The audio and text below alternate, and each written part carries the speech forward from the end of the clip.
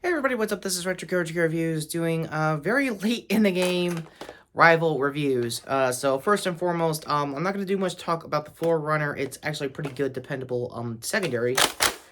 And to make a long story short for people who have not picked this blaster up, first of all, you can already tell this is a mid-sized rifle blaster because of the size of my room, and that it is fitting on screen on my camera here. So with that being said, yeah, it's actually pretty cool and really good, and it makes a very good loadout companion to the real star, I'm going to be honest, when it comes to Nerf in 2023, the pilot. Yeah, so long story short for the pilot, this is probably the most easily moddable blaster ever because I have done it myself. So before we get to that, let's get to the stock features. It is basically a T-pole jolt design, kind of like the Knockout and the Fate. Hang on a second, let me see if I can find the Fate real quick. But before we get to that, D-primes pretty easily, so... Yeah, and on the T-pole, that automatically draws out the catch springs, I think, that does the break action kind of design. There's probably more, yeah, it is basically catch-based, so I'm guessing, like, tighter return springs, if anything. So that said, it still has stock performance. It does not, have not taken out the ARs. I don't know what exactly is Springer rival ARs. I haven't done it myself ever because the ranges are still pretty consistent. This is still at like 89 to probably high 90s FPS. Haven't chrono my personal copy myself. The other thing you've probably noticed is that the hop-up tab is getting chewed through pretty quickly, mainly because of one key feature. Rebarreling! So, for the purposes of testing, these are the barrels I made correctly. This is my attempt at, I think, a brass inline clip that's technically working on a pilot. I don't know if it'll work on the Forerunner, so we're not going to test on the Forerunner. This, however, is the barrel that I think is chewing through the most with my pilot. So for those who don't know, the white here is a old school, yeah, PVC pipe. I don't know the exact sizing because it's been a while. I have done years of duct tape and other type of tape to it, mainly because this was originally a power stock design, and if not, I think a rebarreling for the Knife Finder way back when here on the channel. And another brass insert here, I think this was an extra piece I got from the hobby shop, I think a year or two ago now, at this point. That being said, when all combined, it does this. Hops in pretty quick.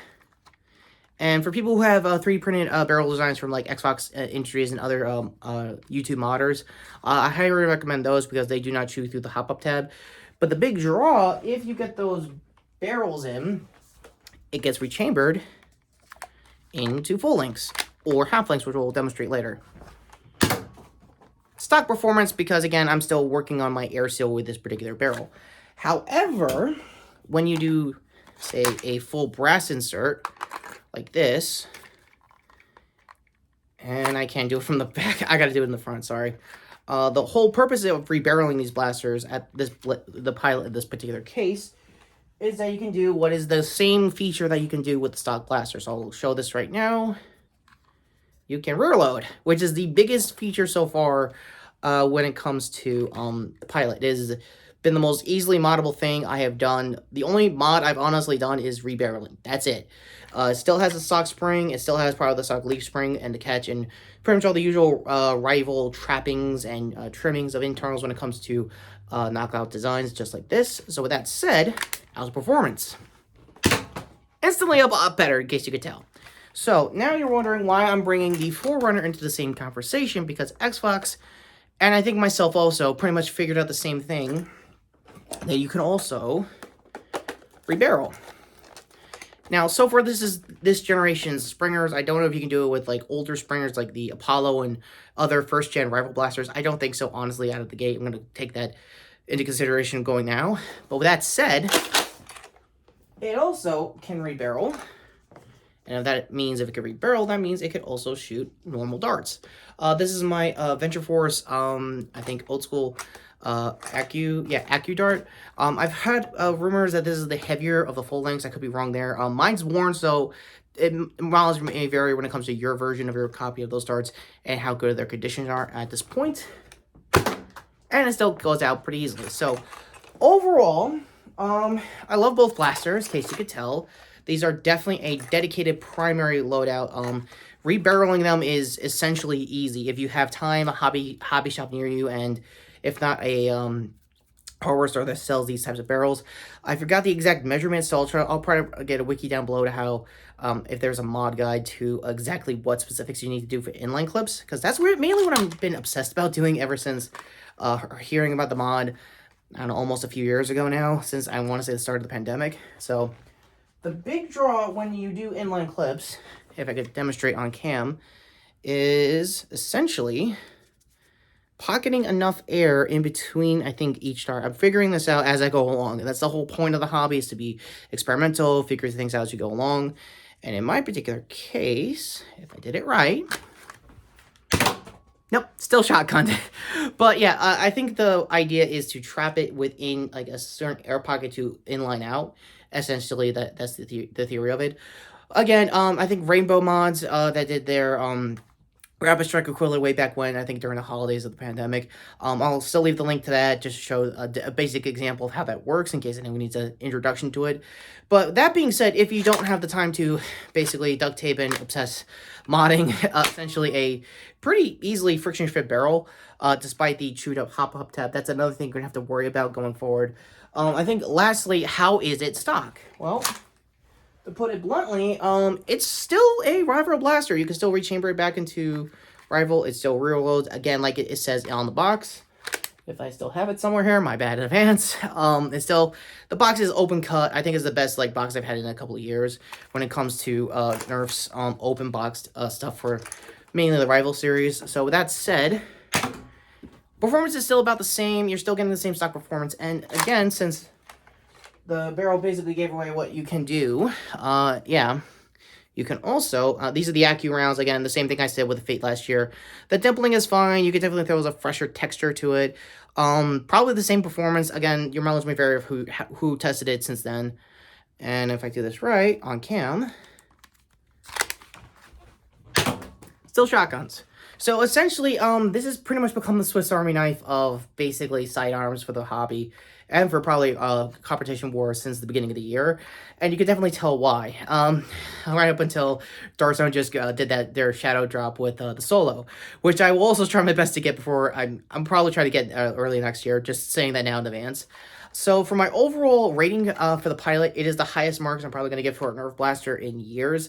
Straight 10 out of 10. There is no denying it. Probably 10.5 given how easily adaptable it is to modify. Like, I think Drag had his personal copy also showed off how easy it is to mod with just their stock barrels that they're 3D printing themselves. And with that all being said, what did you think of the pilot? Have you picked up your own copy? I forgot to mention that this is a Walmart exclusive, though I'm almost certain, because it's the holidays now, you can probably get a lot cheaper. Probably rivaling solo prices also at Walmart for about under $10 to $15. This is still worth it. If it is like $5 more, totally do it. You're still gonna be set on, if you're working on a barrel build like myself and you have like leftover hobby like parts and stuff like that, it's a good junkyard start to basically starting out the mod scene. If this is your first blaster, I highly recommend this if you want this to be your first blaster to mod. Just what I demonstrated so far when it comes to rebarreling, rechambering is pretty good, and I have figured everything out right up until I had to figure out how to do rechambering this from Mega. But knowing the size of the barrel, I'm almost certain with my barrel and probably whatever version of brass you're going to have, I'm pretty sure the insert here could potentially get into Mega XL. I have yet to get Mega XL as of this recording, so I'll probably do private testing of that and then report back exactly if it does work or not. Or you'll probably have to stick to a dedicated barrel that people have already 3D printed in the hobby. So again, go to them if that's possibly true. So ultimately, that is the highest marks. For the Forerunner, I'm going to go for a straight 9 out of 10. If you had, say, the original Saturn that this was based on from the Rival Edge series, that's obviously the better blaster. The cool thing I forgot to mention about the body of the blasters themselves, the sight picture on most of the raised iron sights they're doing here is still pretty good. You get a decent sight picture, not kidding. I, however, think, I think most of the hobby has pretty much mentioned when they did their stock reviews, is that the sight picture on the Pilot's ARs are probably the best. There's not really a lot of kits to just knock it out and just do their own thing. Another thing I've noticed lately, this gap right here, is how you're getting the pop feature of it. So ultimately, there have been like people who 3D printed stuff to essentially block in the screw holes here to keep it friction fit in case you want to dedicate to a full half-length only barrel, I guess, build, if anything else. So I'm not going to do that mainly because the purposes I want to keep it as stock as I can, given how user-friendly, how like beginner easy it is to basically just rebarrel, put a dart in, front or back, it doesn't matter which, depending on your build, and still get the same performance. That is the biggest like key feature when it comes to rebarreling this. You are still getting the same 90 FPS. You are not losing anything. You're not gaining anything. Depending on who chronos what, and depending what stock upgrade terrain you're going to be doing, I highly recommend like low, like maybe 5 to 10k springs at the minimum, just to make sure you get like a 120 FPS cap if you're going to go for that with your local war. That all having been said, yeah.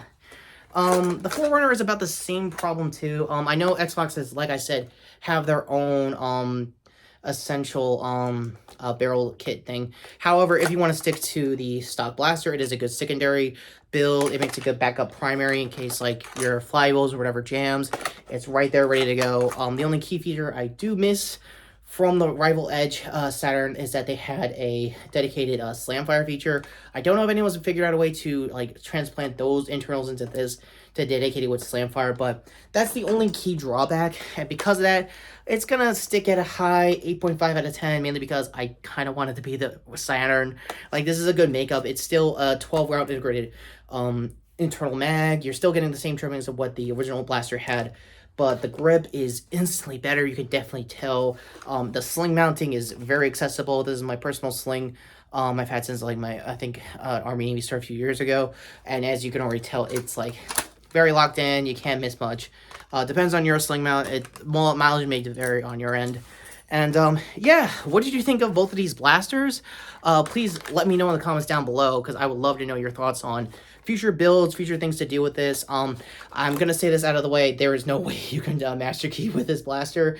Balls in your court if you sidecar rail it. You can definitely sidecar rail and probably integrate this pretty easily as a dependable grip mount, if anything else, with your primary. That's again up to you. So with that all being said, end card's finally coming up to whatever is upcoming weekend plans for reviews here. Probably Scott Pilgrim Takes Off, or my catch-up review with other TV I might have missed last month. Other hand here to my Critical Role / other shorts playlist. And yes, as of this recording, I saw the full trailer for GTA 6. And for those who remember my days here in the channel, I try to do real Nerf versions of the GTA 5 cast. I don't know if I'm going to do that to come back out of retirement just to talk about their thoughts on GTA 6. I'm probably just going to keep it character-based here just to show you my thoughts on the whole game going forward in 2 years. Ooh, 2025 can't come any faster. That being said, my gear here to sub to the channel, hit the notification bell down below. And with that all being said, I am Retrokid Reviews.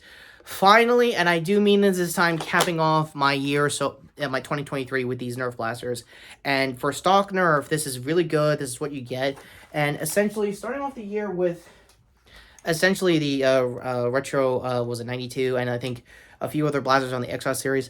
2023 was a very mixed but okay year for Nerf on the pistol front. Not so much on the primary front. I know that the Strikex had essentially the same pricing problems that we all kind of knew. On Black Friday, I think it was down to $80, which is still, I think, almost $40 less than the stock price. And I think, I forgot, I think Grimm's Mods just showed a blog post on his community, on his channel, of, I think, the mags and the ammo type and how much they're becoming. And it's getting pretty costly if you're going to go for the stock price. So I'll talk about that next time. So until then, take care, subscribe. And yeah, Rival just saved Nerf's ass again. When's it not going to stop saving its ass? No, seriously, when is it going to stop? Ass, bro.